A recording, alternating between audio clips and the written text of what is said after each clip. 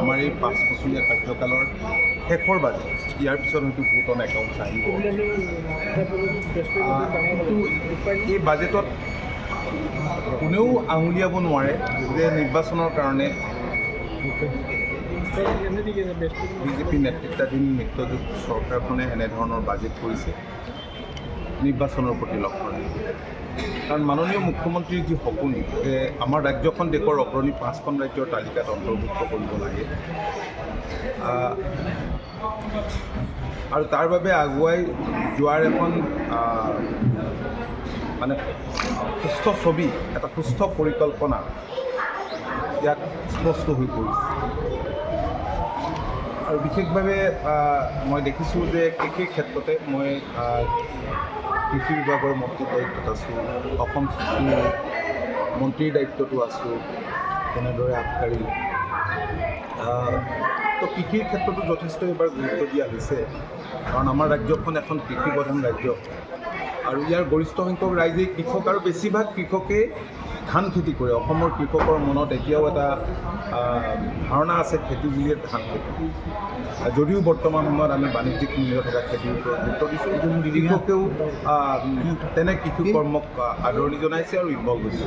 এতিয়া ধানৰ ক্ষেত্ৰতে আপোনালোকে জানে যে 2016 চনত ধানৰ মূল্য আছিল প্ৰায় 600 টকা, যাৰ বাবে বহু খেতিয়কে ধান খেতি কৰা বাদ দিছে।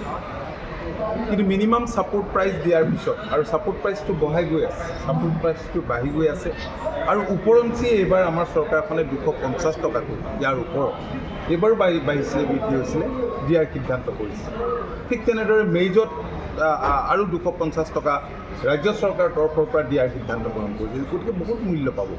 আৰু ইয়াৰ উপৰি মাষ্টাৰ্ডত 500 টকা দিয়াৰ সিদ্ধান্ত গ্ৰহণ কৰিছে। এনেধৰণৰ যিবিলাক চৰকাৰৰ সিদ্ধান্ত, এই সিদ্ধান্তবিলাকে কৃষি কৰ্মৰ প্ৰতি উঠি অহা প্ৰজন্মক অধিক আকৰ্ষিত কৰিব। আৰু ইয়াৰ উপৰিও আপোনালোকে জানে যে আৰ্টিফিচিয়েল ইণ্টেলিজেন্সৰ কথা ইয়াত আহিছে। তেনেধৰণে একোখন গাঁও চিলেক্ট কৰি লোৱা হৈছে, য'ত কাৰণ আমাৰ ক্লাইমেট চেঞ্জটো এটা ডাঙৰ প্ৰত্যাহ্বান আৰু ইয়াক আমি তথ্য প্ৰযুক্তিৰ জৰিয়তেই মোকাবিলা কৰিব লাগিব। এই দৃষ্টিকোণৰ পৰাও আমাৰ চৰকাৰখনে বাজেটত কিছু ধন ধাৰ্য কৰিছে। গতিকে ইয়াৰ উপৰিও বিশেষভাৱে অসম চুক্তিৰ দায়িত্বত মই আছোঁ। আজি কিছুদিনৰ আগতে সদৌ অসম ছাত্ৰ সন্থাৰ নেতৃবৃন্দৰ সৈতে মাননীয় মুখ্যমন্ত্ৰীগৰাকীৰ আলোচনা হৈছিল।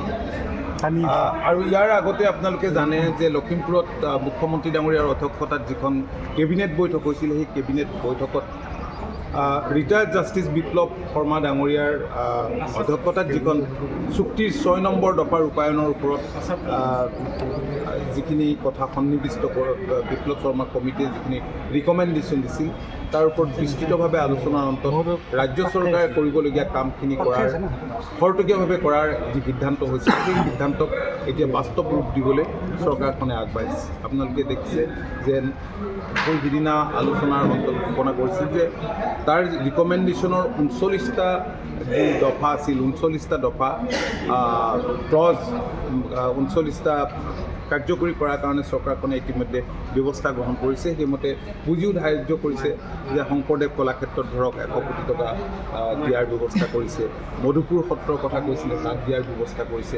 গতিকে এনেবোৰ ব্যৱস্থা চৰকাৰখনে গ্ৰহণ কৰিছে।